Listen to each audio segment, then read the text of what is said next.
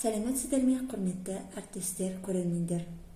Бүгінгі біздің сабағымыздың тақырыбы жасанды интеллект құралдарын үйірме сабақтарында тиімді қолдану. Бүгінгі біздің сабағымыздың тақырыбы бойынша ең алдымен оқушылар топқа бөлініп алынды. Яғни сол топта бөліну платформалары Flippity, Казмес. Олар оқушыларға өте қызықты әрі тиімді, уақыт тиімді пайдаланылады. Келесіде көк бізде үшеу, сары екеуі. Осы бізде салмақ болған екі тоқсан. Сарылар және көк. Сары және көк.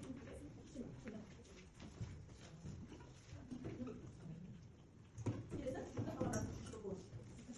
Қай жерде жазамыз?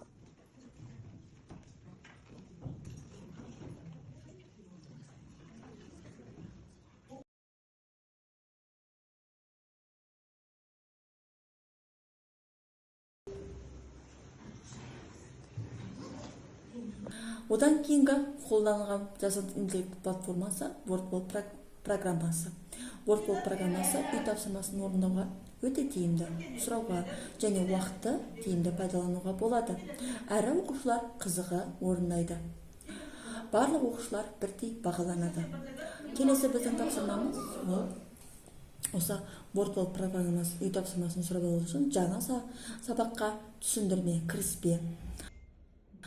Жаңа сабақта түсіндіріп болғаннан кейін Weaver программасы арқылы, яғни голограммалық тәсіл арқылы жасанды суреттерді жандандырып, сөйлеті арқылы оқушыларды қызықтыруға болады. Және жеке-жеке тапсырмаларды, топтық тапсырмалар беріп өтілді.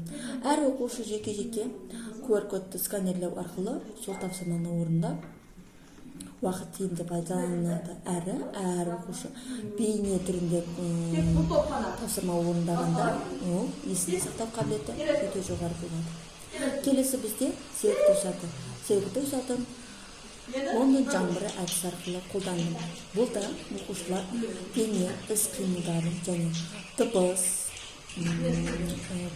күш, жұмыс ұғымдарын түсіне отырып әрі оқушылардың осы пәнге деген қызығушылығы артады. Келесі бізде тапсырма Weaver программасы арқылы бұл бүкіл оқушыларға, тіпті бастауыш сыныптарға әсіресе өте тиімді платформа болып танылады. Оқушылар өздері салған суреттерін бояйды. Сол бояған суреттер бойынша жандаған суреттерді әртүрлі тапсырмалар орындайды, немесе қимыл қозғалыстарын тамашалайды. Келесіде бізде оқушылар әрқайсысы жеке-жеке әртүрлі өздерінің салмақтары бойынша ауырлық күшін және салмағын табу керек. Яғни бұл бізде шығармашылық және зертханалық тапсырмаға жатады. Содан соң жұптық, топтық әртүрлі тапсырмалар орындалды. Ал ең соңында білім ағашы әдісі арқылы кері байланыс жасалды.